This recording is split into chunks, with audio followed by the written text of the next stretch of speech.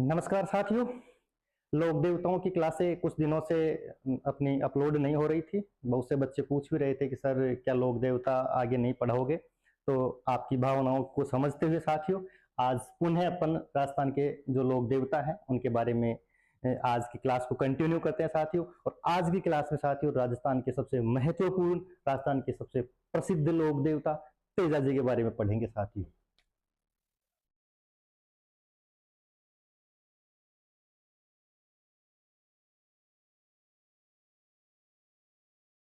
अपन ने साथियों उधर पंचपीर पढ़ लिए थे। पंचपीरों के बाद में देवनारायण जी पढ़ लिया था, मामादेव पढ़ लिया था, डूंग जी, जवाहर जी पढ़ लिए थे। बाकी के जो लोक देवता बच रहे हैं आज उनके अपन अध्ययन करते हैं साथियों। तेजा जी साथियों, वैसे तो तेजा जी जाट समाज के आराध्य देव है, लेकिन जाट समाज के अलावा ये अन्य समाजों में भी बिल्कुल विशेष रूप से पूजनीय है साथियों। तेजा जी का जो जन्म है वो नागवंशीय जाट परिवार में साथियों इनका जन्म हुआ था।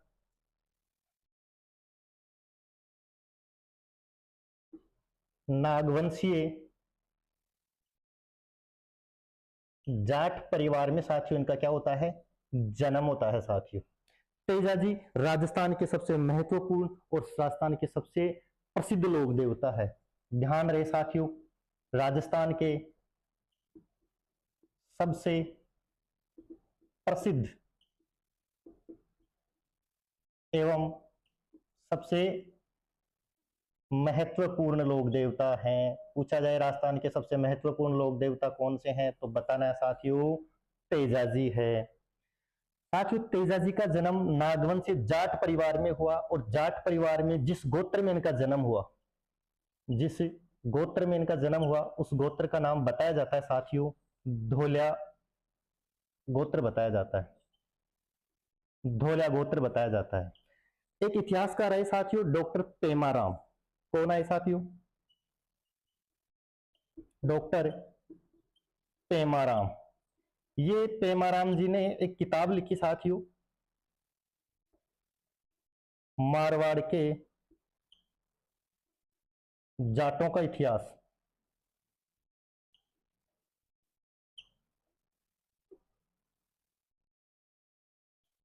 मारवाड़ के जाटों का इतिहास। पेमाराम ने अपनी पुस्तक मारवाड़ के जाटों के इतिहास में ये कहा है कि साथियों जो तेजा जी हैं वो कौन से गोत्र के हैं, धोलिया गोत्र के हैं। ये भी ध्यान रखना है साथियों, धोलिया गोत्र की जो महिलाएं हैं वो पुनर्विवाह नहीं करती है। ध्यान रखे साथियों, इस गोत्र की स्त्रियां स्त्रियां पुनर्विवाह नहीं करती है, नहीं करती है। कौन से गोत्र की महिलाएं पुनर्विवाह नहीं करती है जाट समाज में? धोलिया गोत्र की महिलाएं पुनर्विवाह नहीं करती है साथियों। तेजा जी का जन्म, साथियों तेजा जी का जन्म 1073 ईस्वी में इनका जन्म एक जगह पड़ती है साथियों, खरनाल। खरनाल खरनाल इसी का एक नाम और मिलता है साथियों, खड़नाल, इसलिए कंफ्यूज न हो। और ये जगह पड़ती है साथियों नागौर में। नागौर के खड़नाल नामक स्थान पर 1073 ईस्वी के अंदर तेजा जी का साथियों जन्म होता है, माघ शुक्ल चतुर्दशी के दिन। माघ शुक्ल चतुर्दशी के दिन इनका क्या होता है साथियों, जन्म होता है। किसका साथियों? तेजा जी का साथियों। तेजा जी के पिता का नाम, साथियों तेजा जी के पिता का नाम था ताहड़ जी। ताहड़ जी। तेजा जी की माता का नाम, माता का नाम मिलता है साथियों राम कुंवरी। राम कुंवरी, कई किताबों में राजकुंवरी भी मिल जाता है साथियों। तेजा जी का विवाह बहुत इंपॉर्टेंट है साथियों, ये प्रश्न भी। तेजा जी का विवाह पेमल दे के साथ हुआ साथियों, पेमल दे के साथ हुआ। ये जो पेमल दे है ये अजमेर के पनेर की रहने वाली थी। पनेर, पनेर कहाँ स्थित है साथियों? अजमेर में। अजमेर के पनेर नामक स्थान की रहने वाली थी। कौन साथियों? पेमल दे। पेमल दे के पिता का नाम था रामचंद्र। तो पनेर के रामचंद्र की पुत्री पेमल दे के साथ किसका विवाह होता है साथियों? तेजा जी का विवाह होता है। तेजा जी की बहन का नाम, बहन, ये थोड़ा इंपॉर्टेंट, इसको ध्यान रखे साथियों।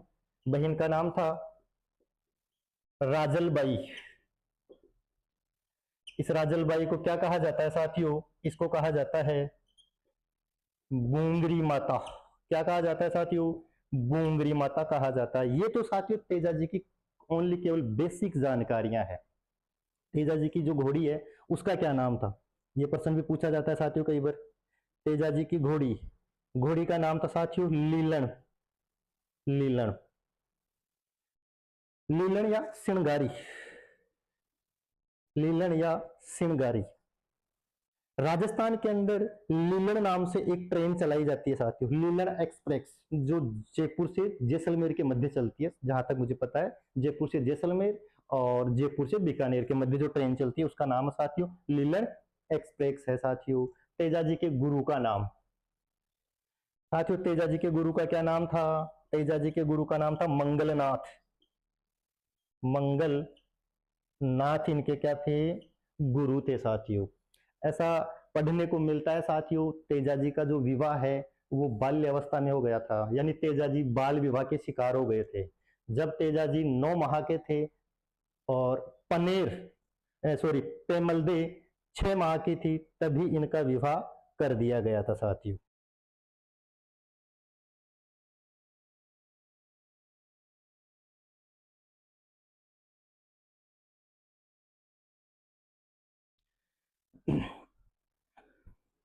साथियों तेजा जी के बारे में ये पढ़ने को मिलता है कि जब तेजा जी 9 माह के थे तभी इनका विवाह कर दिया गया था। बचपन में इनकी शादी हो गई थी साथियों, और इनकी जो पत्नी है पेमल दे वो 6 माह की थी साथियों, तब इनका क्या हो गया साथियों? विवाह हो गया। कुल मिला के तेजा जी बाल विवाह के शिकार हो गए थे साथियों। जी हाँ, पहले क्या होता था कि छोटी उम्र में शादी कर दी जाती थी और लड़की को ससुराल नहीं भेजा जाता था, बाद में उसका गोना किया जाता था, जिसको मुकलावा बोलते हैं साथियों, गोना या मुकलावा। तो तेजा जी का गोना या मुकलावा नहीं हुआ था साथियों, तो इनकी शादी हो गई थी साथियों बचपन के अंदर ही। साथियों तेजा जी के उपनाम, तेजा जी को और किन किन नामों से जाना जाता है? उपनामों में साथियों तेजा जी को खरनाल का भैरवनाथ भी कहा जाता है। खरनाल का भैरवनाथ किसे कहा जाता है? तेजा जी को कहा जाता है। सर्पों का लोक देवता, सर्पों का लोक देवता, तेजा जी को गायों का मुक्तिदाता भी कहा जाता है। गायों का मुक्ति दाता। तेजा जी को साथियों काला और बाला का लोक देवता भी कहा जाता है। उन दिनों क्या होता है साथियों, काला और बाला नाम से एक महामारी फैल गई थी, यानी बीमारी फैल गई थी। तेजा जी ने इस काला और बाला नामक बीमारी से लोगों को मुक्ति दिलवाई थी, इसलिए तेजा जी को काला और बाला का लोक देवता भी कहा जाता है। साथियों तेजा जी को कृषि उपकारक लोक देवता भी कहा जाता है। कृषि उपकारक लोक देवता भी कहा जाता है। तेजा जी जाट परिवार से संबंधित थे। सारा होता है कि खेतों में काम कर रहे थे, सुबह जल्दी चले गए थे और इनकी जो भाभी जी है वो खाना लेकर के जाती है खेत पर। किनके लिए? तेजा जी के लिए। तो उस दिन क्या होता है कि वो इनकी जो भाभी जी है वो थोड़ी लेट हो गई, यानी कि जो टाइम था उसके अनुसार वो नहीं पहुंच पाए। जब वो भाभी जी वहाँ खेत में जाती है तो तेजा जी भाभी जी को 2-4 डायलॉग सुना देते हैं कि आपको पता नहीं है सुबह से हम काम पे लग रहे हैं, टाइम कितना हो गया है आपको पता नहीं है, और टाइम पे आप खाना भी नहीं लेकर के आते हो, यहाँ थोड़े परेशान हो गए हैं। कई बातें उन्होंने सुना दी। साथियों भाभी जी कौन सी सुनने वाली थी, भाभी जी ने भी डायलॉग रिपीट कर दिया वापस। भाभी जी ने कहा कि आपको इतने ही गरम गरम फल के खाने हैं तो आप आपकी पत्नी को लेके आओ, जो कहाँ बैठी है? अपने पीहर बैठी है। तेजा जी ने तुरंत भाभी जी से कहा कि आप अपना टिप्पण ले जाइए, अब तो मैं मेरी पत्नी के हाथों की क्या खाऊंगा? रोटी खाऊंगा। साथियों ये कहकर तेजा जी खेत से घर चले जाते हैं और घर जाने के बाद में साथियों बिल्कुल बन ठन करके और अपनी घोड़ी लीलन पर सवार होकर के शेरवानी पहन करके, सापा बांध बूंद करके और हाथ में भाला लेकर के, और तेजाजी निकल पड़ते हैं अपने ससुराल पनेर के लिए साथियों। तेजाजी जब अजमेर के लिए निकलते हैं, अपने ससुराल पनेर के लिए निकलते हैं, तो साथियों रास्ते में एक जगह पड़ती है जिसका नाम है सुरसुरा। जगह का नाम है सुरसुरा। ये जो सुरसुरा है साथियों, ये किशनगढ़ अजमेर में है। किशनगढ़ अजमेर में है। यहाँ सुरसुरा की एक महिला रहने वाली थी जिनका नाम था लाछा गुजरी। साथियों लाछा गुजरी के पास बहुत सारी गायें थी, और उन दिनों गायों के बहुत ज्यादा लुटेरे हुआ करते थे। ऐसा कहा जाता है कि जो लाछा गुजरी है, इनकी गायों को मेर के कुछ मीणा थे। मेर, ये मेर स्थित है सिरोही में। सिरोही, सिरोही मेर के मीणाओं ने चुरा लिया। लाछा गुजरी की गायों को चुरा लिया किन्होंने? मेर के मीणाओं ने। जब सुरसुरा से गुजर रहे थे कौन? तेजाजी।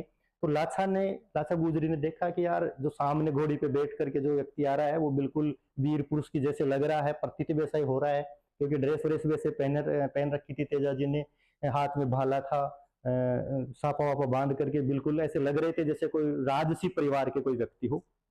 लाछा गुजरी तेजाजी से निवेदन करती है कि आप मेरे धर्म के भाई हो और आप मेरी गायों की रक्षा करिए। मेरी गायों को कुछ लोग हैं, मेरे यानी सिरोही के जो मीणा लोग हैं वो चुरा ले गए हैं। उन दिनों गायों की रक्षा करना पुण्य का काम समझा जाता था। तेजाजी ने लाछा गुजरी की जो प्रार्थना थी उसको स्वीकार किया और जो उनका पीछा करते हैं साथियों। सुरसुरा से निकल पड़ते हैं तेजाजी लाछा गुजरी की गायों को बचाने के लिए साथियों। सुरसुरा से जैसे ही तेजाजी आगे चलते हैं तो एक जगह आती है साथियों, जिसका नाम है सेंधरिया।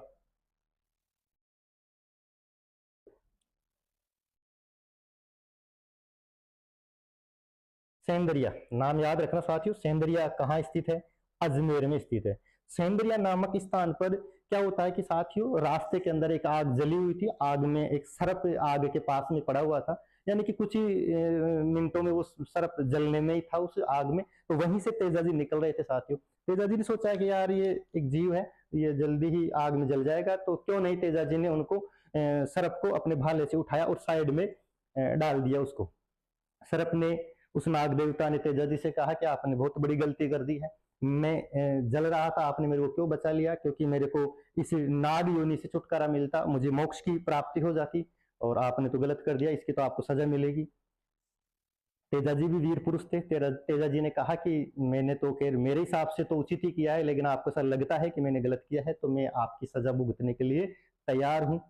अभी तो मैं लाछा गुजरी की गायों को की रक्षा करने के लिए मैं जा रहा हूं, लेकिन मैं आपको वचन देता हूं कि मैं वापस यही आपके पास आ जाऊंगा। आपको जो मेरे को सजा देनी है आप बिल्कुल दे सकते हैं। साथ ही उस नाग देवता को ये कहकर तेजाजी निकल पड़ते हैं आगे, और मेर के मीणाओं से लाछा गुजरी की गायों को मुक्त करवा लेते हैं, और उन गायों को लेकर के वो लाछा गुजरी के पास सुरसुरा आते हैं और इनको ये गायें दे देते हैं। किसको? लाछा गुजरी को। लेकिन मेर के मीणाओं से लड़ते हुए तेजाजी काफी घायल हो गए थे, लहू लुहान हो गए थे, तेजाजी के शरीर पर काफी घाव हो गए थे और काफी ब्लड हो गया था शरीर पर। लेकिन तेजाजी अपना वचन निभाने के और वहां जाने के बाद में नाग देवता को कहते हैं कि मैं मेरे वचन के अनुसार आ गया हूँ, आपको जो मेरे को सजा देनी है आप दे सकते हो।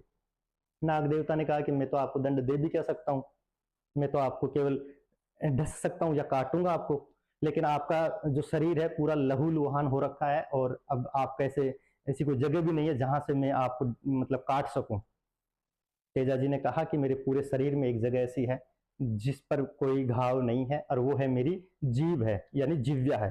तो साथियों उस सर्प ने तेजाजी को सेंधरिया नामक स्थान पर, तेजाजी की जो जिव्या है यानी जीभ है, उसको वो ढस लेता है, और उसी वजह से तेजाजी की क्या हो जाती है साथियों? मृत्यु हो जाती है। ध्यान रखे साथियों, तेजाजी की मृत्यु सर्पदंश के कारण हुई थी, और तेजाजी को जो सर्पदंश हुआ वो कौन से स्थान पर हुआ था? सेंधरिया नामक स्थान पर सर्पदंश। ये भी ध्यान रखना साथियों, जिस सर्प ने तेजाजी को काटा था उस सर्प का क्या नाम था? बासक नाग था साथियों उसका। बासक नाग के द्वारा तेजाजी को काटा गया था। कि साथियों तेजाजी की मृत्यु सर्पदंश की वजह से हुई थी, लेकिन लोक मान्यता यह है कि अगर सर्पदंश हो जाता है किसी के और वो समय पर तेजाजी के स्थान पर या उनके मंदिर पर चला जाता है तो उनका सर्प का जो जहर है उनका प्रकोप कम हो जाता है। इसी वजह से तेजा जी को सर्पों का लोक देवता भी कहा जाता है। इन्होंने गायों को रिहा करवाने के लिए, मुक्त करवाने के लिए लड़ाई भी लड़ी, इसलिए उनको गायों का मुक्तिदाता भी कहा जाता है। साथियों ध्यान रखिए साथियों, तेजा जी को सर्पदंश सेंद्रिया नामक स्थान पर हुआ था, लेकिन तेजा जी की जो मृत्यु हुई थी वो सुरसुरा में हुई थी। मृत्यु कहाँ हुई साथियों? मृत्यु सुरसुरा नामक स्थान पर हुई थी। कालांतर में यहाँ तेजा जी का बाद में मंदिर बना दिया गया और तेजा जी का जो मुख्य मंदिर है वो सुरसुरा में। आगे अपन मंदिर पढ़ेंगे जब चर्चा करेंगे साथियों इसके बारे में भी, तो आप इनको थोड़ा सा नोट कर ले साथियों। आगे पढ़ते हैं तेजा जी के मंदिर। तेजा जी के मंदिर, तेजा जी का एक मंदिर है जहां इनका जन्म हुआ, खरनाल नागौर में। तेजा जी का दूसरा मंदिर है जहां इनकी मृत्यु हुई, सुरसुरा,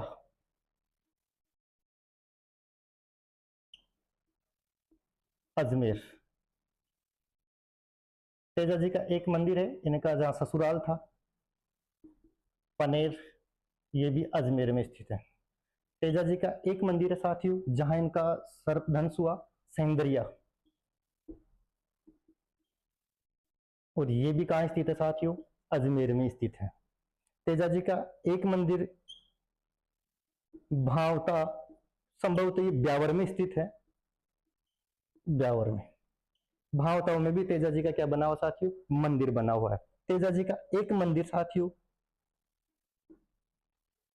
बांसी दुगारी में स्थित है, बांसी दुगारी, और यह स्थित है बूंदी। इस पर स्टार लगा लेना साथियों, तो ये थोड़ा इंपॉर्टेंट है। तेजा जी का जो बांसी दुगारी वाला जो मंदिर है ये कहाँ स्थित है साथियों? बूंदी में है। परबतसर पड़ता है डीडवाना, कुचामन जिले में।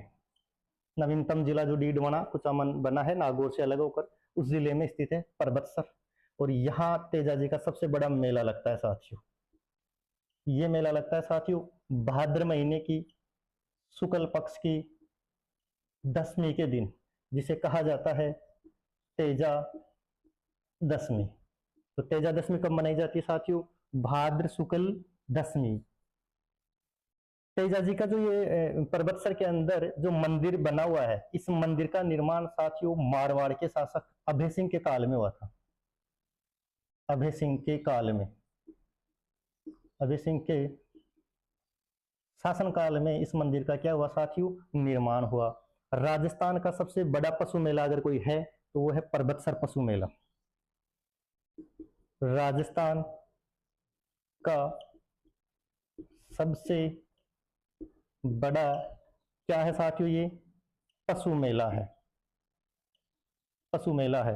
प्रश्न पूछा जाए राजस्थान सरकार को सर्वाधिक आय किस पशु मेले से प्राप्त होती है, तो भी बताना साथियों परबतसर पशु मेला। राजस्थान सरकार को सर्वाधिक आय इसी पशु मेले से प्राप्त होती है, पशु मेले से प्राप्त होती है।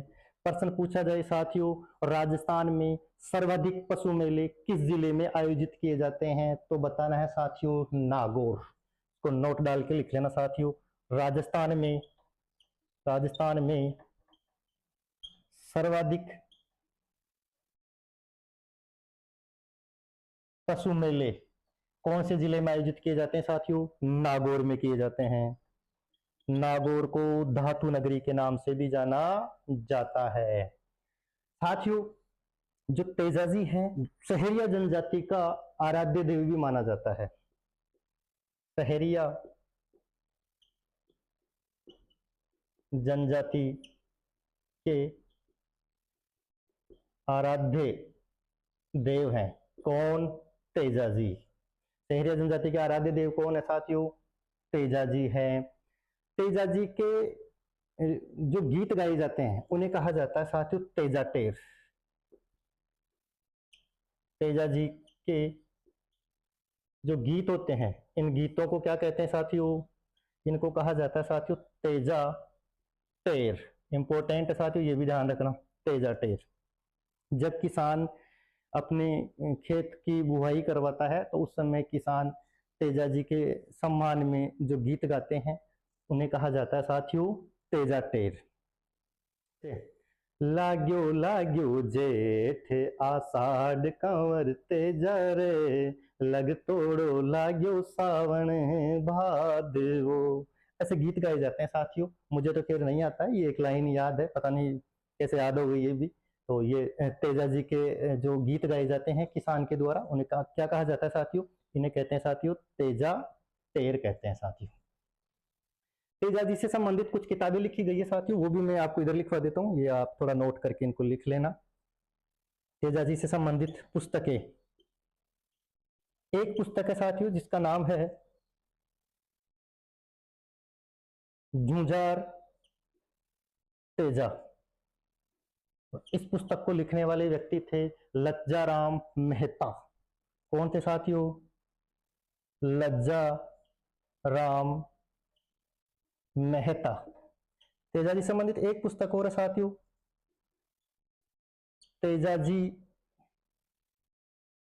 तेजाजीरा ब्यावला।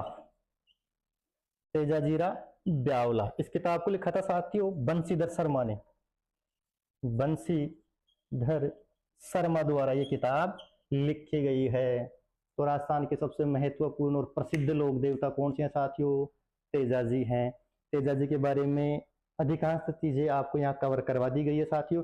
आप इनको एक दो बार देखोगे तो बिल्कुल याद हो जाएंगे साथियों, जरूर आप इनको नोट कर लीजिएगा। या ये साथियों मल्लीनाथ। मल्लीनाथ का जो वंश था साथियों वो था राठौड़ वंश। राठौड़ वंश आपको पता हो तो साथियों, जब अपन ने मारवाड़ इतिहास पढ़ा था तो वहां पढ़ा था रावचूड़ा। ये बहुत सी बार आ गया रावचूड़ा। रावचूड़ा के पिता का नाम था साथियों वीरमदेव। वीरमदेव मैंने लिखवाया था। और वीरमदेव के एक भाई थे, भाई का नाम था मल्लीनाथ। क्या नाम था साथियों? मल्लीनाथ। वीरमदेव और मल्लीनाथ के पिता कौन थे? राव सलखा। कौन थे? सलखा। और रावचूड़ा कौन से वंश के थे? राठौड़ वंश के। मल्लीनाथ भी कौन से वंश के हैं? राठौड़ वंश के। ये मल्लीनाथ वही हैं वीरमदेव के भाई। ठीक है साथियों, तो मल्लीनाथ कौन से वंश के थे साथियों? मल्लीनाथ थे साथियों राठौड़ वंश के। मल्लीनाथ का जन्म, इनका जन्म साथियों मारवाड़ में हुआ। मारवाड़ में साथियों बाड़मेर का इन्हीं के नाम पर, इन्हीं के नाम पर बाड़मेर का नाम मालानी क्षेत्र पड़ा था साथियों। इन्हीं के नाम पर बाड़मेर का नाम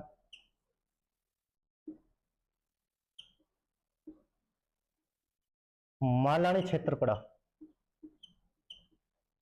मालानी क्षेत्र किसके नाम पर पड़ा साथियों? ये मल्लीनाथ के नाम पर पड़ा। मल्लीनाथ के पिता कौन थे साथियों? राव सलखा। राव सलखा। साथियों मल्लीनाथ की माता का नाम जीणादे था। जीणादे। मल्लीनाथ की पत्नी का नाम था साथियों रूपा दे। वर्षात की लोक देवी को क्या कहा जाता है? वर्षात की लोक देवी। मल्लीनाथ और रूपा दे दोनों ही संत प्रवृत्ति के थे। रूपा दे के कहने पर ही मल्लीनाथ ने अपना गुरु उगम सिंह भाटी को बनाया था साथियों, अपनी पत्नी के कहने पर। इनके गुरु का क्या नाम था साथियों? गुरु का नाम था उगम सिंह भाटी। उगम सिंह भाटी। और ये जो गुरु मल्लीनाथ ने बनाया वो किसके कहने पर बनाया था साथियों? रूपा दे के कहने पर। रूपा दे के कहने पर किसको बनाया? उगम सिंह भाटी को अपना गुरु। किसने साथियों? मल्लीनाथ ने बनाया। मल्लीनाथ ने ही एक पंथ चलाया था साथियों। पंथ, पंथ का नाम था साथियों कुंडा पंथ। कुंडा पंथ। प्रश्न पूछा जाए कुंडा पंथ किसके द्वारा चलाया गया? मल्लीनाथ के द्वारा। साथियों नोट करके जरूर लिख लेना, प्रश्न पूछा जाए कुंडा सभ्यता कहाँ की है, कुंडा सभ्यता, तो बताना है साथियों जैसलमेर की है। कुंडा सभ्यता कहाँ की है, जैसलमेर की। इसी सभ्यता से चूहे के दांत मिले हैं, यहाँ से क्या मिले हैं, चूहे के दांत मिले हैं। जो सबसे प्राचीनतम दांत है, चूहे के सबसे प्राचीनतम दांत कहाँ से मिले हैं, कुंडा सभ्यता से। कुंडा पंथ किसने चलाया था, मल्लीनाथ ने चलाया था साथियों। मल्लीनाथ का जो मंदिर है साथियों, वो है तिलवाड़ा। तिलवाड़ा, और तिलवाड़ा कहाँ स्थित है, बाड़मेर में स्थित है साथियों। यहाँ जो इनका मेला लगता है, वो मेला लगता है साथियों चैत्र कृष्ण एकादशमी से चैत्र शुक्ल एकादशमी तक, 1 महीने तक चलता है साथियों ये मेला। किनका, मल्लीनाथ का मेला। राजस्थान में सबसे प्राचीनतम यदि पशु मेला है किसी का, तो वो किसका है, मल्लीनाथ का। ये राजस्थान का सबसे प्राचीनतम पशु मेला है। और इस मेले का प्रारंभ साथियों मारवाड़ के शासक मोटा राजा उदय सिंह ने किया था। मेले का प्रारंभ किसने किया, मेले का प्रारंभ किया था साथियों मारवाड़ के शासक थे मोटा राजा उदय सिंह। मोटा राजा उदय सिंह द्वारा इस मेले का प्रारंभ किया गया था साथियों। तो ये मुख्य मुख्य बातें थी साथियों मल्लीनाथ के बारे में। हालांकि मल्लीनाथ ने अपने जीवन काल में एक युद्ध भी लड़ा था, वो आप इधर नोट कर लेना थोड़ा सा। मल्लीनाथ ने, एक दिल्ली के सुल्तान थे साथियों फिरोज शाह तुगलक, और फिरोज शाह तुगलक के गवर्नर थे मालवा के, जिनका नाम था निजामुद्दीन। मालवा के कौन थे साथियों, निजामुद्दीन। इस निजामुद्दीन के साथ किसने युद्ध किया साथियों, मल्लीनाथ ने। निजामुद्दीन के पास कुल कितनी टुकड़ियां थी, सैन्य 13 टुकड़ियां थी। इन 13 टुकड़ियों को भी पराजित कर दिया था किसने, मल्लीनाथ ने। इसलिए मल्लीनाथ के बारे में एक कहावत प्रचलित हो गई थी साथियों। इन 13 टुकड़ियों को पराजित करने के बाद में, निजामुद्दीन को पराजित करने के बाद में कहावत, क्या कहावत प्रचलित हुई साथियों, किसके बारे में, मल्लीनाथ के बारे में। ये थोड़ा आप नोट कर लेना कहावत क्या थी।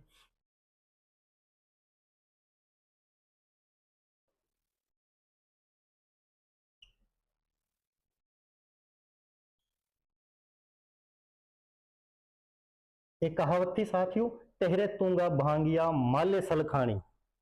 तहरे तुंगा यानी टुकड़ियां, तहरे टुकड़ियां भांगिया, तहरे टुकड़ियों को भी इन्होंने भगा दिया था, यानी पराजित कर दिया था, हरा दिया था।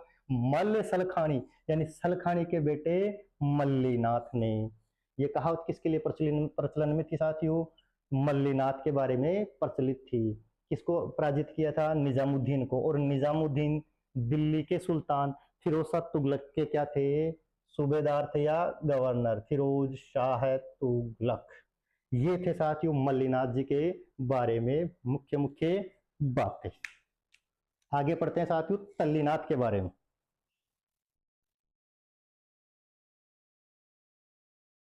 तल्लीनाथ, प्रश्न पूछा जाता है साथियों कई बार, तल्लीनाथ का वास्तविक नाम क्या था। वास्तविक नाम, तो साथियों इनका वास्तविक नाम था गांगदेव राठौर। गांगदेव राठौर इनका वास्तविक नाम था। तल्लीनाथ शेरगढ़ एक जगह पड़ती है साथियों, शेरगढ़ जोधपुर में। कहा, जोधपुर में। जोधपुर के क्या थे, ये सामंत थे। जोधपुर के सामंत थे। बाद में साथियों ये जालोर रहने लग गए थे, और जालोर में ही इन्होंने अपना कर्म क्षेत्र यानी कर्मस्थली वहीं बनाई थी साथियों। इनके गुरु, साथियों इनके गुरु का नाम था जालंधर नाथ। जालंधर नाथ इनके गुरु का नाम था। प्रश्न पूछा जाता है साथियों, तल्लीनाथ का मंदिर कहाँ स्थित है? तल्लीनाथ का मंदिर है पंचमुखी पहाड़ी, पंचोटा गांव, जालोर। कहाँ है साथियों? पंचमुखी पहाड़ी, पंचोटा गांव, जालोर में इनका मंदिर बना हुआ है। इनके मंदिर के आसपास के क्षेत्र को ओरण कहा जाता है। ध्यान रखिए साथियों, मंदिर के आस पास के क्षेत्र को क्या कहते हैं साथियों? ओरण। ओरण कहा जाता है जहां वृक्ष काटना प्रतिबंध है, यानी कि निषेध है। जहां वृक्ष काटना निषेध है। राजस्थान के एकमात्र लोक देवता, राजस्थान के एकमात्र लोक देवता जिन्होंने वृक्ष काटने पर रोक लगाई, वृक्ष काटने पर रोक लगाई, कौन थे साथियों? तल्लीनाथ थे साथियों। आगे साथियों, इलोजी। इलोजी को राजस्थान में छेड़छाड़ का लोक देवता कहा जाता है। बताओ कैसे कैसे लोक देवता है? छेड़छाड़ का लोक देवता किसे कहते हैं? इलोजी को कहते हैं।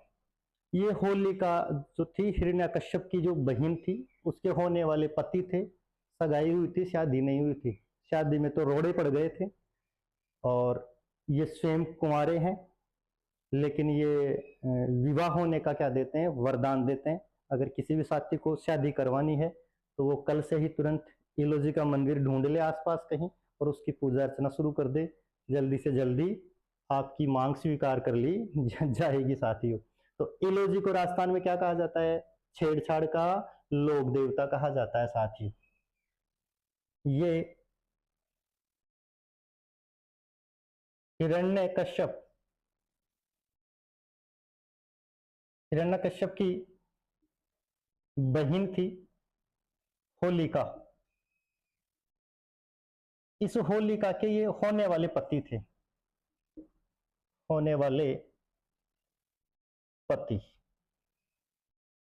लेकिन इनकी शादी नहीं हुई साथियों। क्योंकि जब ये बारात लेकर के हिरण्यकश्यप के घर पे जाते हैं तो कहते हैं कि उसी दिन होलिका अपने भतीजे प्रहलाद को लेकर के एक आग में बैठ जाती है।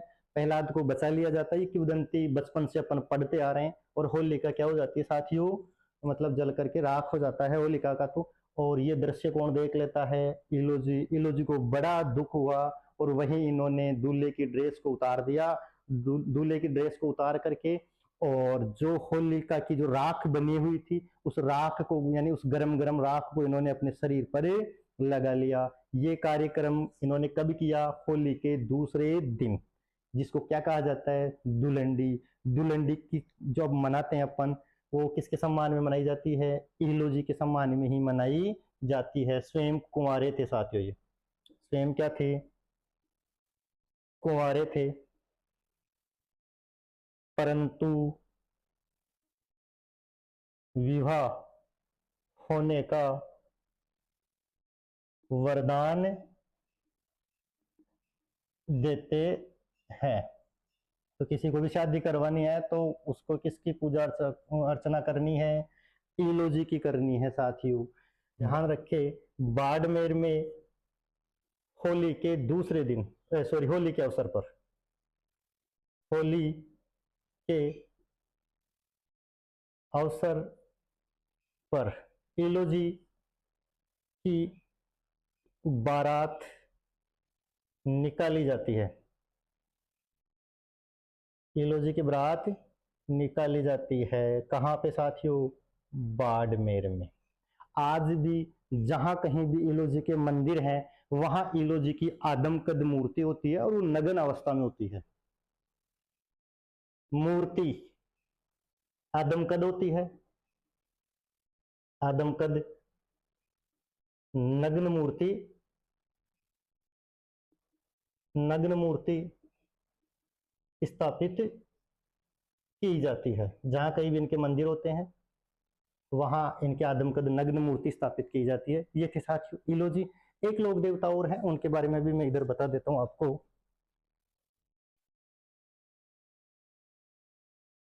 झरड़ा, इसी का एक नाम और मिलता है साथियों, रूपनाथ। रूपनाथ लोक देवताओं में साथियों अपन ने पढ़ा था पाबूजी। थोड़ा सा आप समझने की कोशिश करना साथियों। पाबूजी लोक देवता अपन ने पंचपीरों में पढ़ लिया है। पाबूजी अपने बहनोई जिंदराव खींची से लड़ते हुए मारे गए थे देचू गांव में, आपको मैंने बताया था। जी के भाई थे, भाई जिनका नाम था साथियों बूडो जी। बूडो जी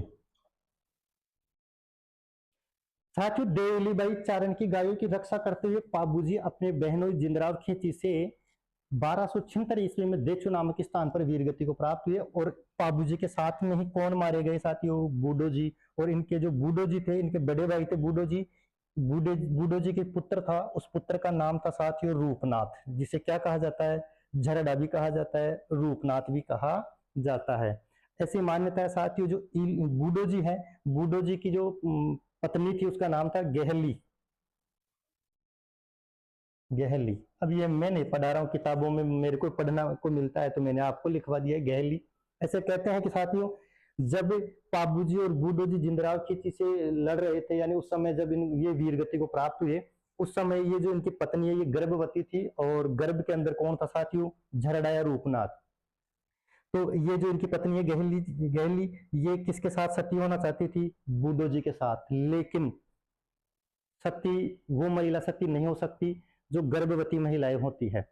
तो इन्होंने क्या किया कि अपने गर्भ को चीर करके और अपने शिशु को बाहर निकाल दिया और जाकर के ये किसके साथ सती हो गई साथियों, बूडो जी के साथ ये क्या हो गई, सती हो गई साथियों। बाद के अंदर इनका लालन पालन होता है झरड़ा का, रूपनाथ का। और ये जब बड़े होते हैं रूपनाथ, तो बड़े होने के बाद में रूपनाथ ने अपने फूफा जी जिंदराव खींची को मार करके अपने चाचा और अपने पिता की हत्या का क्या लिया साथियों, बदला। तो इन्होंने किसको मारा था, जिंदराव खींची को। जिंदराव खींची जायल नरेश था, ये नागौर का रहने वाला था जिंदराव खींची। और इसको किसने मारा, रूपनाथ ने या झरड़ा ने। राजस्थान का एकमात्र लोक देवता है साथियों रूपनाथ या झरड़ा, जो हिमाचल प्रदेश में बालकनाथ के रूप से पूजा जाता है। बालकनाथ के रूप में पूजा जाता है।